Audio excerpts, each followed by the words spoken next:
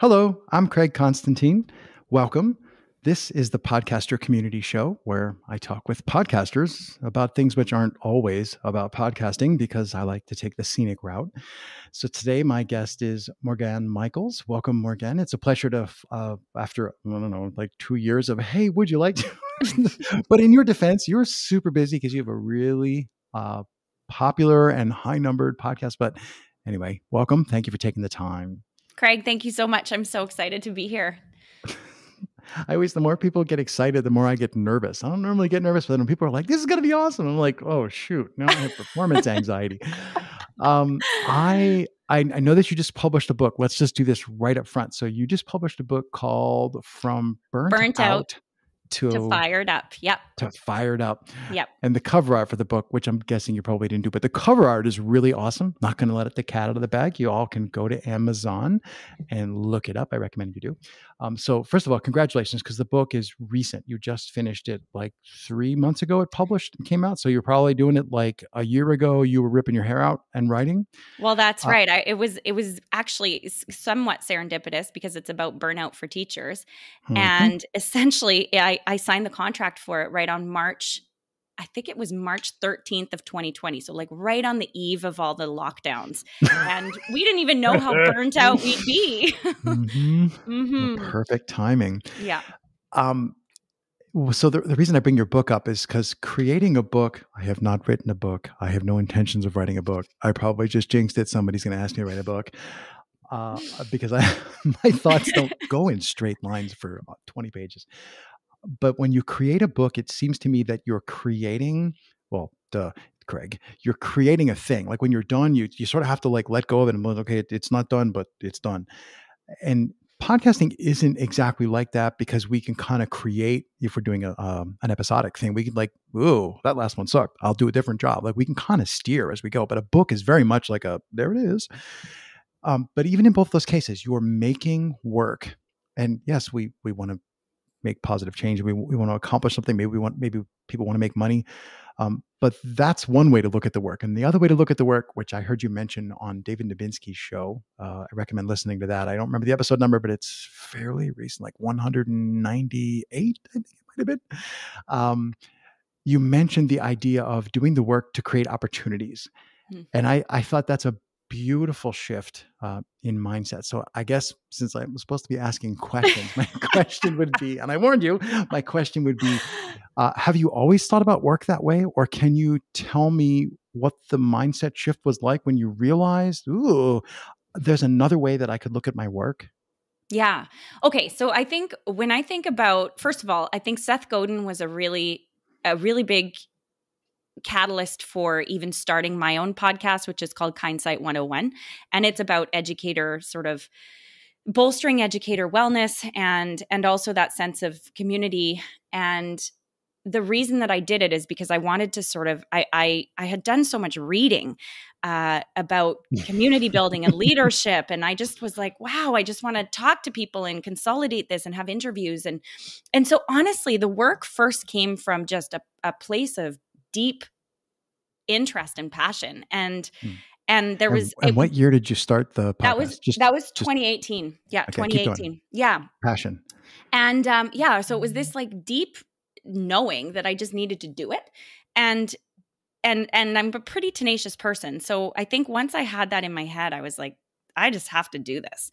And the book was very similar in that I had written down, and actually I had written it down in my journal, and it sounds all very woo-woo, and I'm kind of like, the 2016 version of me is eye-rolling right now going, mm-hmm. But at the end of the day, I think when you're intentional about the way that you set forth in your life in any domain, right, there is an outcome that is super powerful that the present version of you can't even conceptualize for the future. So essentially, I had written down in a journal, I'm going to write a book. I had no business writing that goal down because I had never really been that interested in writing. I'd done a bit of blogging and whatever, but I'm like, what?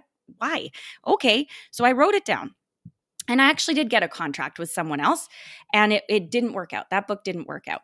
And then as a result of my podcast, there was a quite a popular publisher in education that reached out to me and said, "Hey, do you have a book in you?" And I said, "Well, as a matter of fact, I've been It's writing been a lot." rattling Yeah, around. Yeah. it has, but I haven't pinned anything down.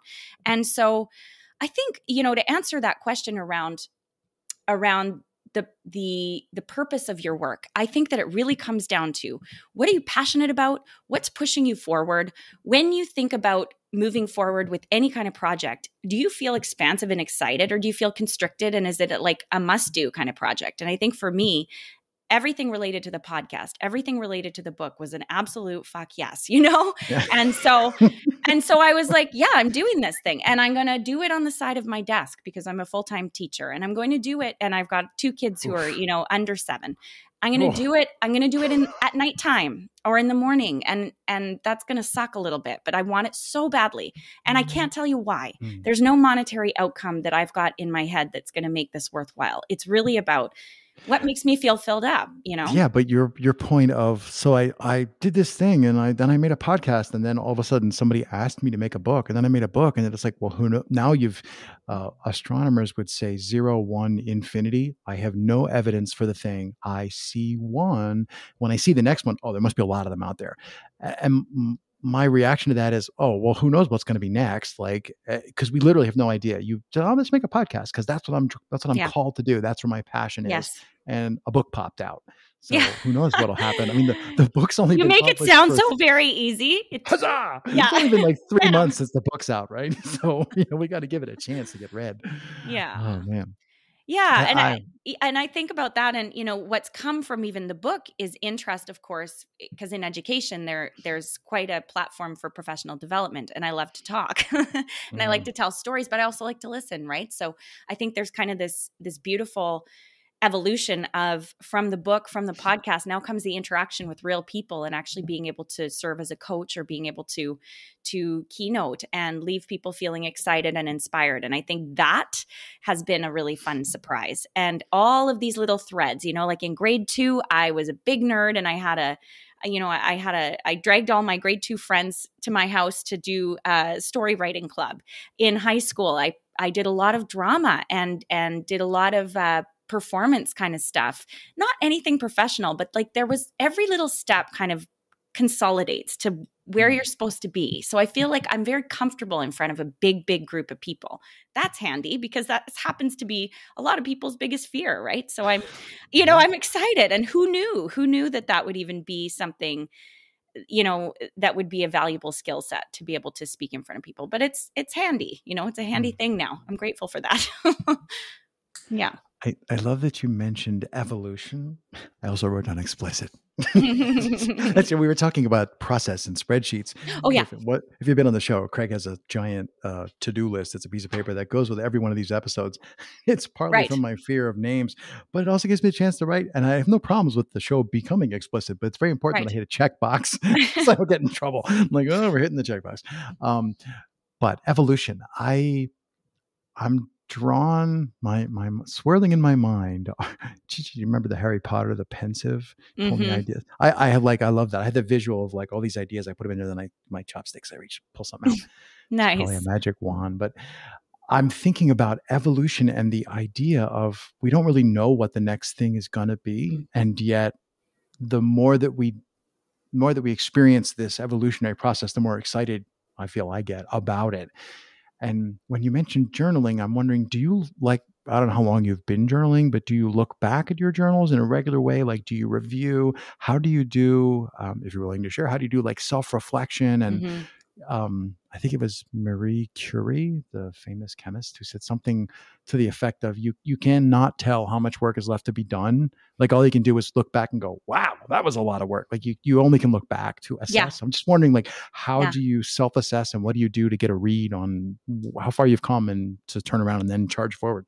Yeah. So I'm not always really good at celebrating the celebrations, right? So I think that's been kind of a new practice for me, especially since we're supposed to celebrate our successes. Yeah, right. Exactly. So, and I think part of that is really beneficial, because you're not stuck kind of in the past and missing out on the present opportunities. However, And I think, you don't want to feed your ego, right? Otherwise, I don't want to sit around all day and be well, like, look how awesome I am. Right? no, Yes. exactly. Sorry. I think it's kind of this idea, like you're always sort of a beginner. When I've been doing the podcast for a while, but I'm sure I could be better. And I Mm, maybe don't feel like I need to focus too much on the nitty gritty, because for me, the purpose of it is different than maybe if I was an absolute professional and right. whatever. But Yeah. so Then somebody's going to say this needs to be 2 inches taller and a little more to the left. They're yeah, going to give you specific yeah. goals. Right. So I like that idea of like it's great for me right now. But back to your question, because I tend to meander as well, is that But when you're I going back. Oh my God. You clearly do this for real, because most people just ramble and they never come back. Sorry. Go ahead. I can hold a thread. Yeah. Um, I think with the journaling, it's a process that, and I've given myself permission to be inconsistent with it, because I think that's how I operate. I am inconsistent. Sometimes I batch, which means just Mm, when it comes to the degree of work that I do, the intensity of work that I do, the number of interviews. There have been times where, within a week I've scheduled 16 interviews because that's what works for my schedule. And it's mhm, hectic and it's crazy. But then I have the product that I need. And then there's other times where I've given myself almost like, how you fallow a field or whatever, like I'll give myself the space that I need, and I'm not as panicky about it. And I don't know if it's because of this book that kind of came out that I feel like, okay, I can just chill a little bit and mm, relax. Like there's not that same sense of urgency, but it's the same with journaling, where there are times where I feel an intense need to be journaling all the time. And then there are others where I'm like, I don't need that right now. Same with meditation.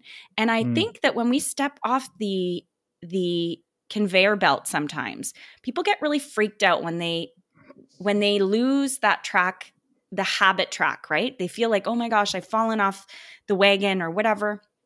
I think there's an opportunity then to reset and then to set new, fresh goals or to kind of recalibrate.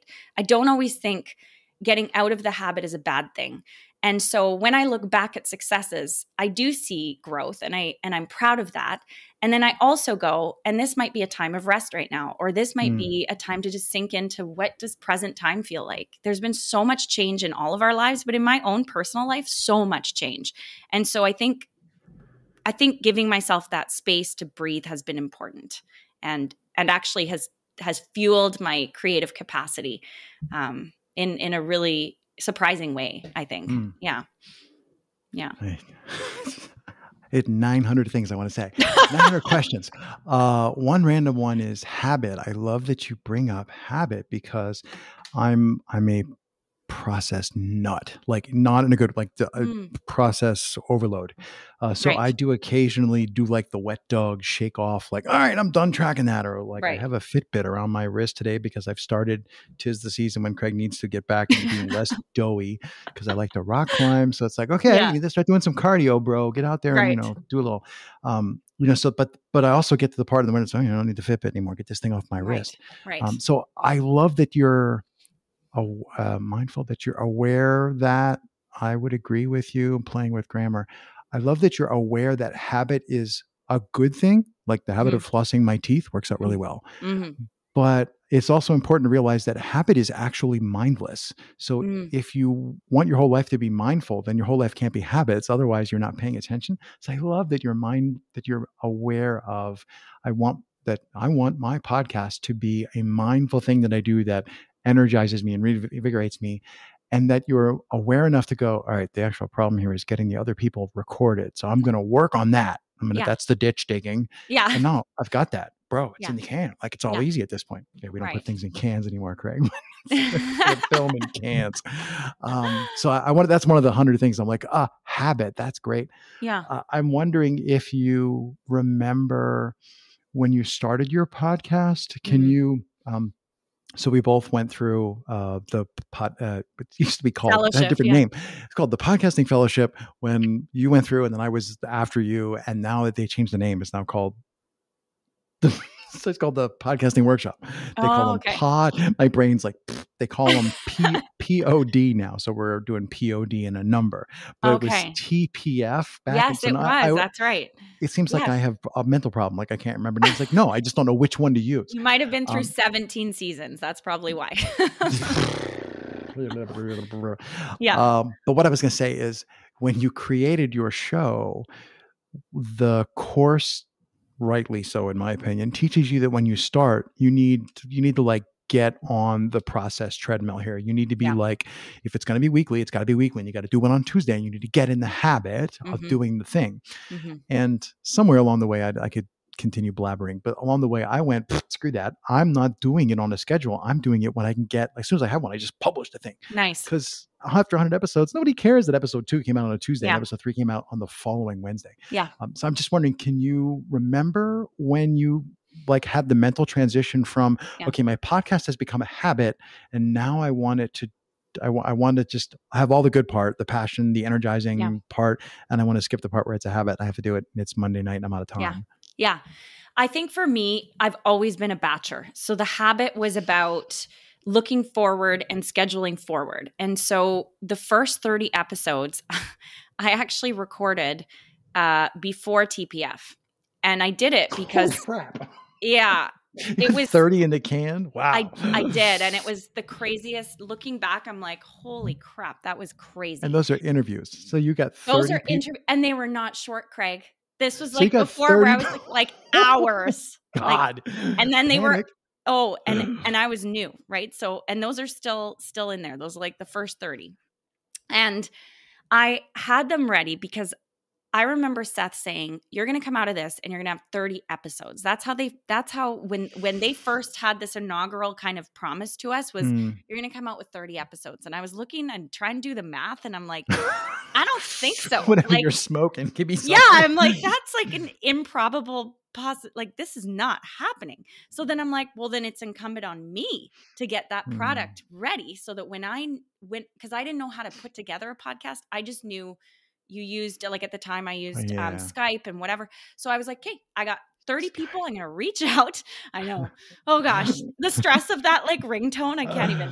Anyway, so and then there's nobody and you're like, oh my gosh, they're not even there. Anyway, so I just had it all ready. And I had that because there was that urgency of like, this means so much to me. I have to do it. So that was the process at the beginning, this sense of urgency, kind of a life or death feeling. It felt like I was on fire. Yeah. But it's not sustainable. It wasn't sustainable. And so then I kind of relaxed a bit. And then it was a bit more, I mean, I was still doing, on my breaks, I would go, Christmas break, March break, I would batch again. So I do, 10 interviews in 2 weeks or whatever. And it was rich. It was really rich. And it was a deep down process. And then I'd slow roll them out. I also did a bunch of, to coincide with the book, I released 12 episodes that were host on mic that coincided with each chapter. And I did those. Nice. Yeah, I did those in one day. And then I cut them up into little bits and they were just bite-sized little chunks. And I released those all at once as like a kind of like a Netflix season or something. And so I've played around with format and I feel like the people who listen to the podcast, they'll go digging if they want to. I feel confident that the teachers that I have, they listen to it on their commute. They like it. They reach out. It serves a purpose. And yeah, there's enough there that I think people get something out of it. And so I feel confident in that. And I feel good about that. And I don't really feel the need to change the process at this point. But maybe if I was getting paid or there were outside influences, I'd probably feel the need to change it. But if you were getting paid, then suddenly somebody else, it's one thing to have another mind involved. People often ask me, not literally often, but I have been asked many times, what's the secret to like podcasting out for 5 years? How do you keep doing? I'm like, the secret is find somebody else you can talk to about it. And it's not my wife. Shut up about podcasting. Right. But I have other people that I can talk to who we could just geek out for hours. And that's the magic is having somebody else to go, oh, that's a good idea. Have you thought of this? And then like that kind of positive feedback loop leads to an upward spiral. Yes. And what I'm thinking is So you have a large back catalog now of episodes. What's something that you wish you could do? Like I said, here's $1 million. What's something, and you can't just go on vacation with it. What's something you would want to do with all of the maybe things that went on the cutting room floor, or guests that maybe their episode wasn't the most awesome, but you put it out anyway? Like, what are something that you wish you could do with all that body of work? I put a lot of it into my book. So I'm happy at the way that because I was able to sort of pull from all the relevant interviews. So Mm. I feel like that I'm happy with that. I think what I'd like to do is actually do a conference with a handful of these some of the people Ooh. that I've interviewed, and then do sort of like, and I don't know, I haven't actually put this down in writing or anything, but I just, if I had $1 million and it was not a thing, I'd do a big conference, and then I'd have these people talk for half an hour each, and do little workshops and things if that was relevant, because I just think the expertise that each of these people bring is just unbelievable, right? So Mm. that would be really powerful. Yeah, that, I think that's what I would do. And then I think continue growing. Like I think there are so many people that I'd like to talk to that I haven't quite yet got hands on yet. So I set my sights on that as well, in the future, kind of next steps for sure. But yeah. Mm. Mm-hmm. Well, thank you for sharing that. That's a really nice vision. That the first thing you grabbed was, oh, all these people need more. What I always call it platform. These people Mm. that I've had a chance to talk to and distribute it via podcast, I would make more platform. I would get them Yeah. in front of more people. That's a beautiful way to think about the work that one is doing. I will point out that's what I'm doing to all of you people that I bring on the show. Is you people need more Yes. platform. I want to get you out to the world. So yeah, I definitely feel that almost a panic some cases. Sometimes in my situation, it's like, oh, this needs to be seen and heard. But I Yeah. like minimum viable podcast. Yes. Yes. Well, Morgane, as much as I hate to say it, the time has slipped by. So I think Amazing. that's as good a place as any to stop.